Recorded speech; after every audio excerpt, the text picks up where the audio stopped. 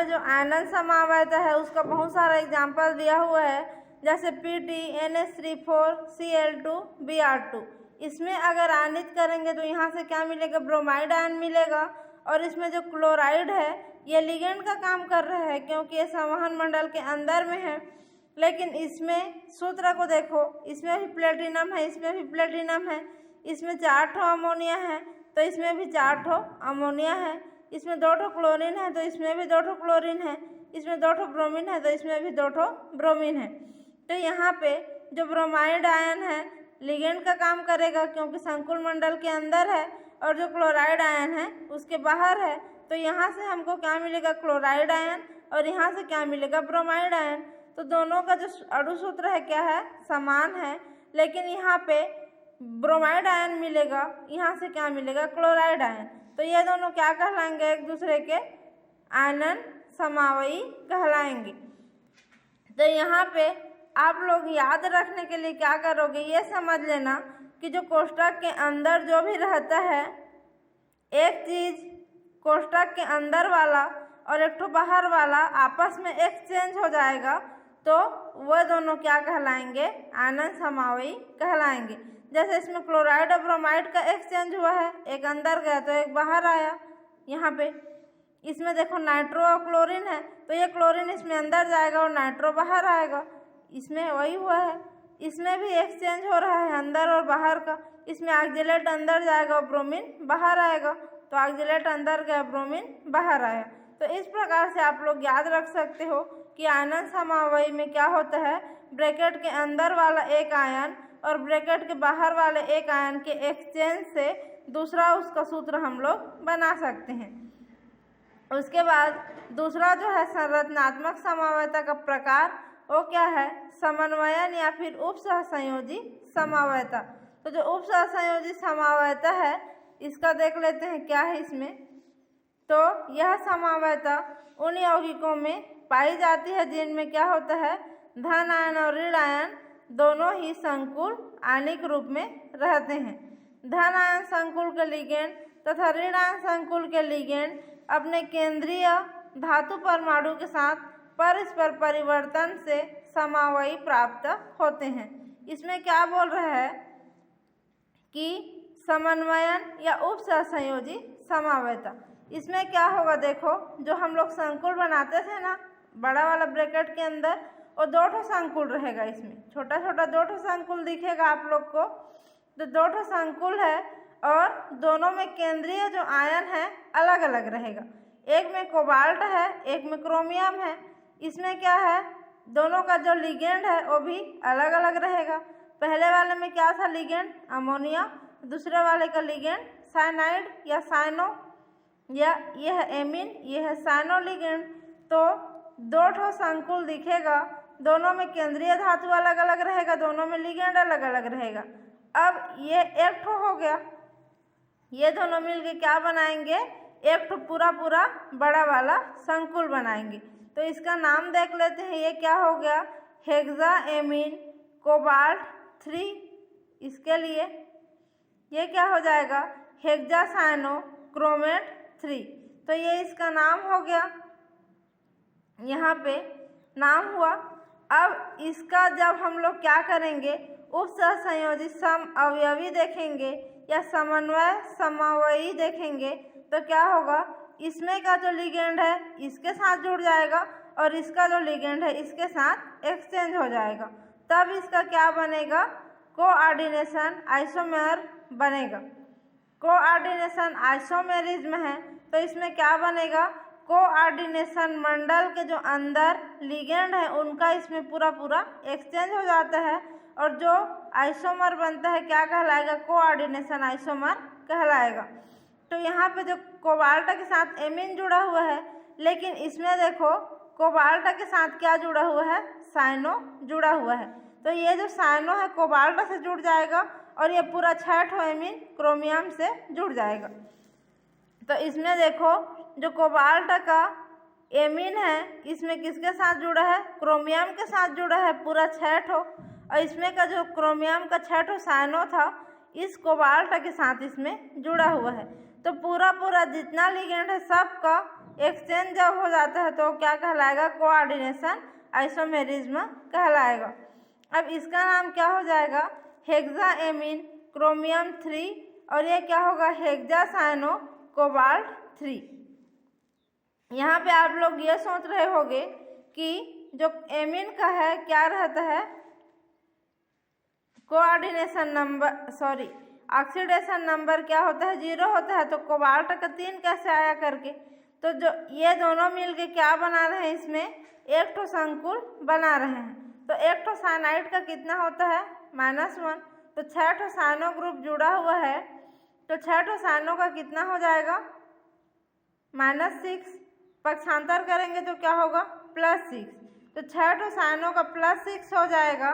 और इस 6 को क्या करेंगे, इन दोनों में बराबर बराबर बांटेंगे, क्योंकि ये दोनों मिल करके क्या बना रहे हैं, एक ही ठो जटिल संकुल का निर्माण कर रहे हैं।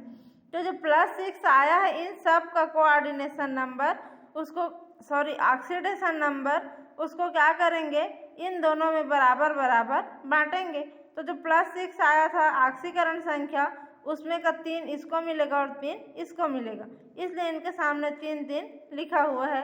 यहाँ पर भी वही है, सेम है, +6 आएगा तो क्रोमियम को 3 मिलेगा +3, और कोबाल्ट को +3 मिलेगा। तो ये हम लोग जो देखे थे ना, बहुनाभिकीय संकुल वाला, बहुनाभिकीय संकुल जिसमें एक से अधिक केंद्रीय धातु रहते हैं, उस टाइप का है, लेकिन इसमें 2 ठो संवहन मंडल दिया हुआ है, ठीक है। उसके बाद इसी का और क्या मिलेगा यहाँ पे, उसी को एक्सप्लेनेशन अभी जो मैं बताई उसी को यहाँ पे दिया हुआ है, आप लोग को पढ़ना है। उसके बाद उसी का एग्जाम्पल यहाँ आप लोग को मिलेगा इसी टाइप का। ये जो कोबाल्ट है, EN का मतलब है एथिलीन डाइएमीन। जब लिगेंड पढ़ रहे थे तो उसकी संरचना में इसको देख चुके हैं, एथिलीन डाइएमीन की संरचना। इसमें क्या है, कोबाल्ट के साथ एथिलीन डाइएमीन जुड़ा है, तो यहाँ पे 3 ठो जुड़ा है। इसका मतलब क्या है, एक एथिलीन डाइएमीन द्विदंतुर लिगेंड का काम करता है। तो एक एथिलीन डाइएमीन से कितना ठो इसको एकाकी इलेक्ट्रॉन युग्म मिलेगा, 2 ठो, तो 3 ठो से कितना मिलेगा, 6 ठो एकाकी इलेक्ट्रॉन युग्म इसको मिल जाएगा। तो क्योंकि एथिलीन डाइएमीन द्विदंतुर या बाइडेंटेड लिगेंड है, इसलिए यहाँ पे 3 ठो जुड़ा है, तो 3 ठो से इसको टोटल कितना लोन पेयर ऑफ इलेक्ट्रॉन मिलेगा, 6 ठो इसको मिल जाएगा। और यहाँ पे जो साइनो है ये एक दंतुर लिगेंड है, इसलिए यहाँ पे 6 ठो जुड़ा हुआ है, और ये द्विदंतुर है तो 3 ठो से डबल इसको मिल जाएगा, इसलिए 3 ही ठो इसमें जुड़ा है।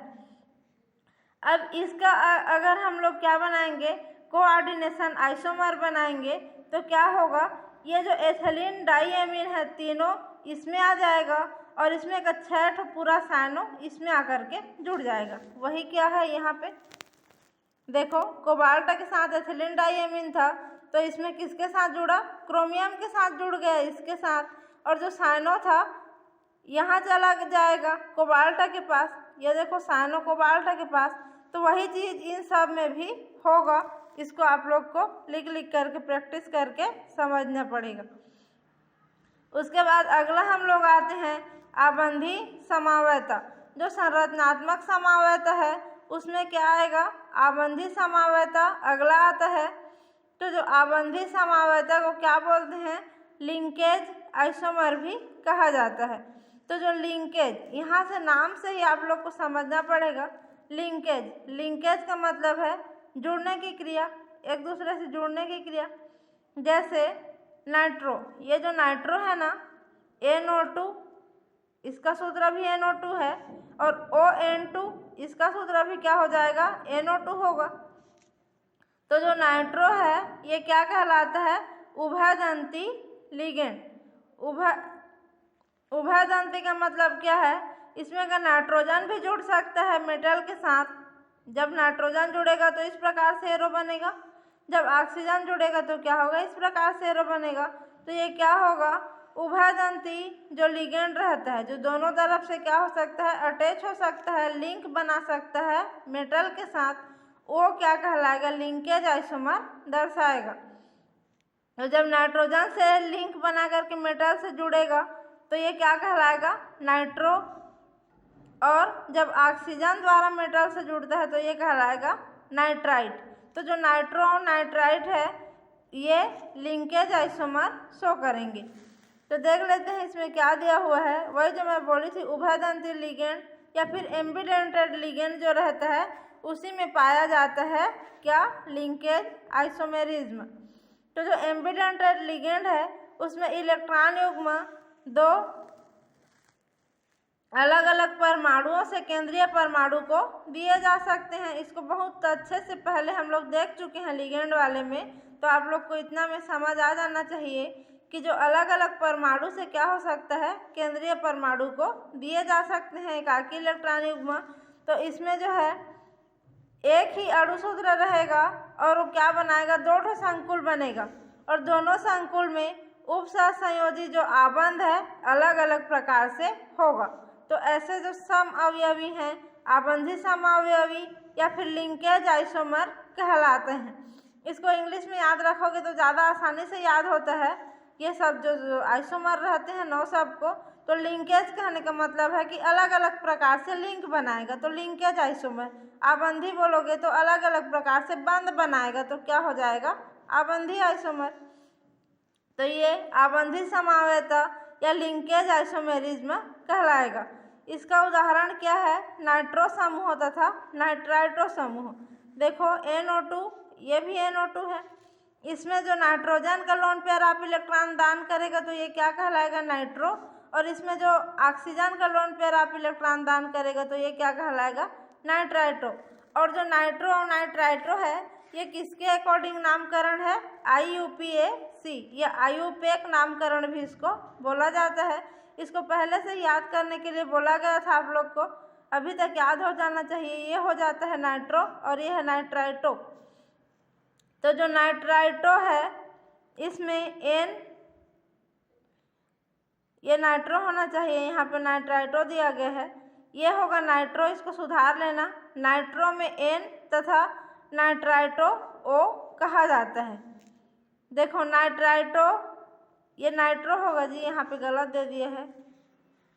ये जो है ना ये नाइट्रो होगा, नाइट्रो। नाइट्रो को क्या बोलते हैं, N बोलते हैं, क्योंकि नाइट्रो के N से लोन पेयर आप इलेक्ट्रॉन डोनेट होता है, इसको सुधार लेना। और जो नाइट्राइटो है इसको O बोला जाता है क्योंकि इसके O से लोन पेयर आप इलेक्ट्रॉन दान होता है। तो इसका जब नामकरण करेंगे, इसका जो यौगिक है एग्जाम्पल यहाँ पे जो मिल रहा है आप लोग को, CONH3 5NO2Cl2।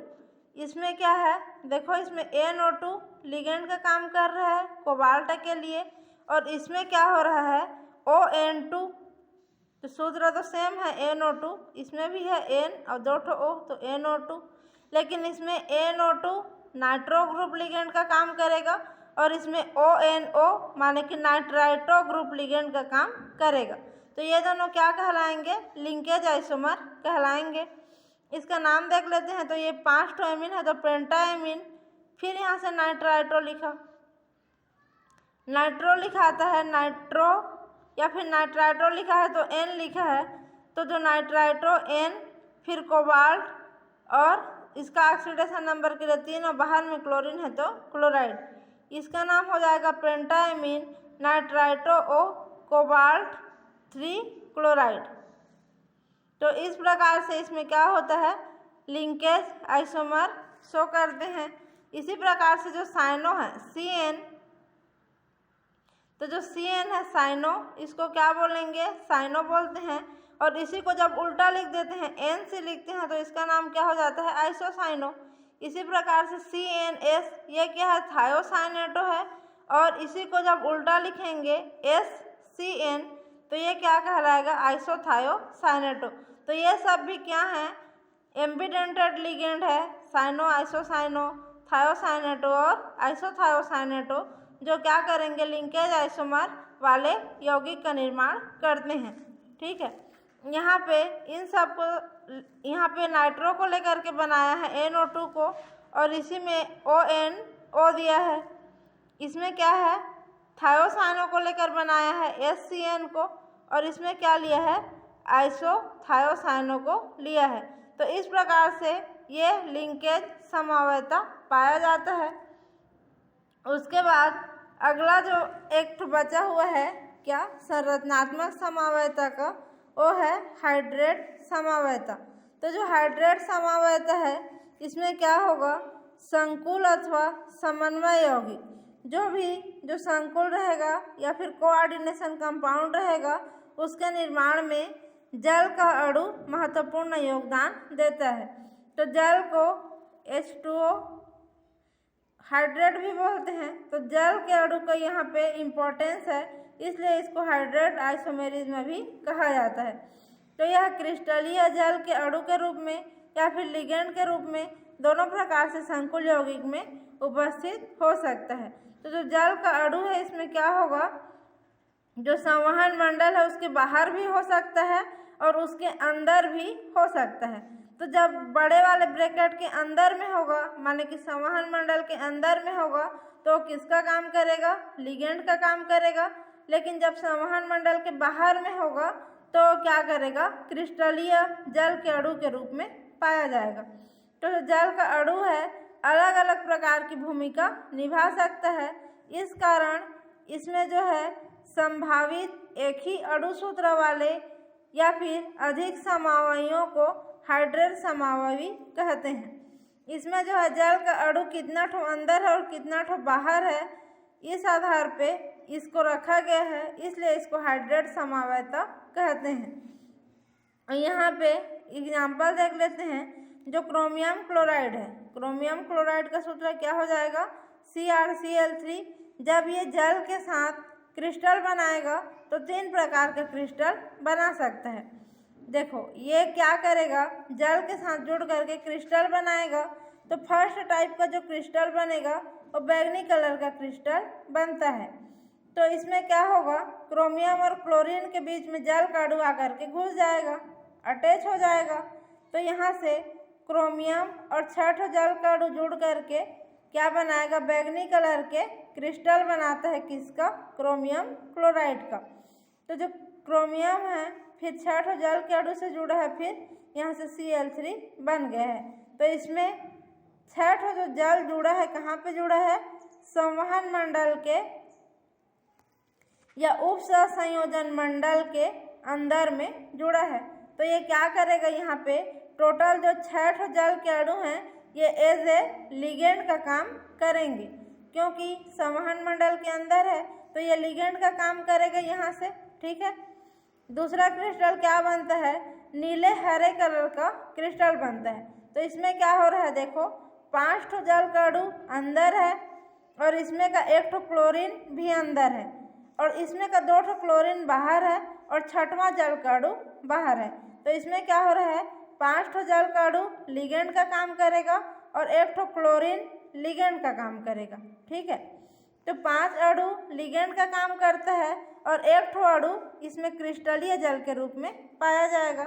या फिर क्या हो सकता है, इसमें हरे रंग के क्रिस्टल भी मिलते हैं। ये कब मिलेगा, जब इसी क्लोराइड में, क्रोमियम क्लोराइड में 4 जल के अणु उप संयोजन मंडल के अंदर रहेगा और अब 6 में से कितना बचा, 4 अंदर है तो 2 बचा, तो 2 संवहन मंडल के बाहर रहेगा। और जो 3 क्लोरीन था इसमें से 2 क्लोरीन अंदर है और 1 क्लोरीन बाहर है। इसका मतलब ये है कि जो अंदर हैं संवहन मंडल के और टोटल 6 होना चाहिए, कैसे भी करके। अगर 6 जल का अणु है तो 1 भी क्लोरीन नहीं रहेगा, क्योंकि 6 ही इसको जुड़ना है, खत्म। यहाँ पे अगर 5 जल का अणु है तो उसको 6 पूरा करने के लिए क्या होगा, 1 क्लोरीन आकर के यहाँ पे जुड़ेगा, तभी इसको 6 पूरा हो पाएगा। 5 1 6। इसमें जब 4 जल का अणु जुड़ा है तो इसको अंदर में कितना पूरा करना है, बड़े ब्रैकेट के अंदर में 6 पूरा करना है। तो यहाँ पे 2 क्लोरीन आकर के जुड़ा है तो 4 और 2 क्या हो गया, 6 हुआ। तो इस प्रकार से 3 समवायी दर्शाएगा कौन, क्रोमियम क्लोराइड का जल के साथ बना हुआ क्रिस्टल। तो ये सब क्या कहलाएंगे, उपयुक्त तीनों हाइड्रेट समवायी कहलाएंगे, या फिर इसको बोलते हैं हाइड्रेट आइसोमर्स, इसको कहा जाता है। ठीक, इसी प्रकार का और एग्जाम्पल जिसमें भी जल का अणु आप लोग को दिखेगा ना, वहाँ पे समझ लेना क्या है, हाइड्रेट आइसोमर है। ठीक है। इसमें भी देखो जल का अणु है, इन सब में भी जल का अणु है। तो जहाँ भी वाटर मॉलिक्यूल अटैच दिखेगा किसके रूप में, लिगेंड के रूप में या फिर क्रिस्टल के रूप में, वहाँ पे क्या समझना है, वहाँ पे हाइड्रेट समवायता पाया जाएगा, ऐसा आप लोग को समझना है। ठीक है, यहाँ पे कंप्लीट हुआ ये। अब इसके आगे का देखेंगे त्रिविम समवायता। तो जो त्रिविम समवायता है इसको अगली क्लास में देखेंगे। अभी के लिए बस यहीं तक।